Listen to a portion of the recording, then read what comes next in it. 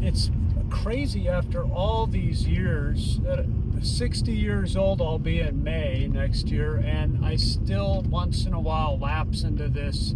I've got to grasp at everything and strain and work like a dog and run to and fro to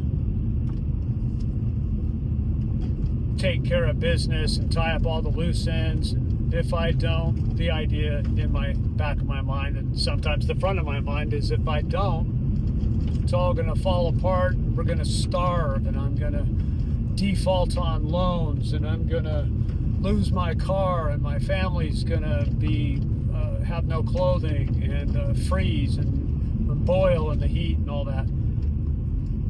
Just saying it out loud, it makes me kind of chuckle and feel better because I know how insane that is. But at almost 60, I've never been really hungry. I've never been without work. I've never really been without, and the times I have been kind of on purpose. Hiking Appalachian Trail and taking long bike trips, or just choosing to live a really austere, simple life. Sometimes there have been seasons like that. Me to grouse about and run after things like a pagan who wonders where he's going to get his next meal, his next article of clothing, the next thing to drink, the next piece of insulation board to insulate the RV, how he's going to, right now, the urgent feeling is how to pay for the health insurance now that my costs have gone from zero to about $450 a month, on top of many other things that have been happening. It's definitely a test, and that's fine. I didn't pass the test too well today, but I'm going to try to get some makeup credits the next few hours before bed. Be a guy of faith and remember all the times I've been provided for when things were tough. So I'm looking at myself in my camera because it's like I'm in the mirror before I shave. Well, I never shave much, but I'm staring in the mirror and I'm talking to myself like, this is what you need to say, or this is how you need to present yourself when you get a job interview or when you are going to go on stage to give a little speech. But I'm telling myself, and anybody else out there who needs to hear it, that your job is not ultimately your only provider. It's not your provider. It is a conduit. We all know this, but we don't really know it deep down in our hearts when we're tired, or all kinds of unexpected expenses and pressures suddenly exert themselves upon us. We don't always really know it. We think it. We abstractly know it. So I would submit that DoorDash, you're not my provider. Uber, you're not my provider. Lodge at Whitefish Lake, though you've been dang steady, you're not really my provider. And neither is Walmart or Instacart. And back when I used to box up things for Amazon, working with my brother-in-law, that wasn't my provider either. These were really cool, blessed conduits that were a really good means to an end. They were my income for a while, and obviously 5 of these apps are still income for Liel and myself and the kids and the cat.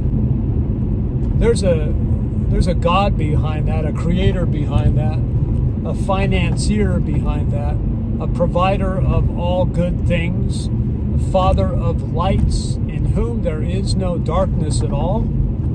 And I forgot today for a while. I went through a real lapse. So it's time to just look around at the beauty and get back to the basics and drive in faith. Oh, and a postscript. You, Dayne, Cosmo Boyden, are not the provider. You're not your provider. I pride myself on my ability to run logistics, to put together and work out intricate geographic puzzles in order to make deliveries and pick up people and do all these cool things fast at great profit. I've had some success at this, which makes it easy to think it's always going to be easy. Today was a really wet blanket day on that. And that's fine, as long as there aren't 4 or 5 in a row and I have to re-question my whole existence and, way of making a living again. So even you and me, we are not our providers. We have hands and we have feet, we have these cool brains, we have eyes and ears, and we can make lists, and we can run our software, and we can pray real hard too. Sometimes we need to be reminded that we are really not all that in a bag of chips. We are only, at best, on some days, a bag of chips, and only a cheap $2 generic version of the Lay's plain old potato chips at that. Like the kind you get at the Dollar Tree. Those chips. Sometimes that's what it feels like.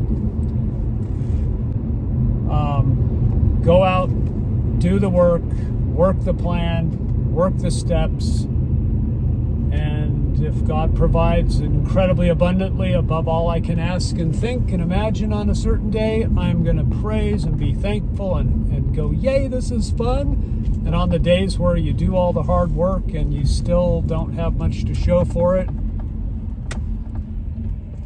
blessed is he who gives and he who takes away, and then sometimes just suspends for a while.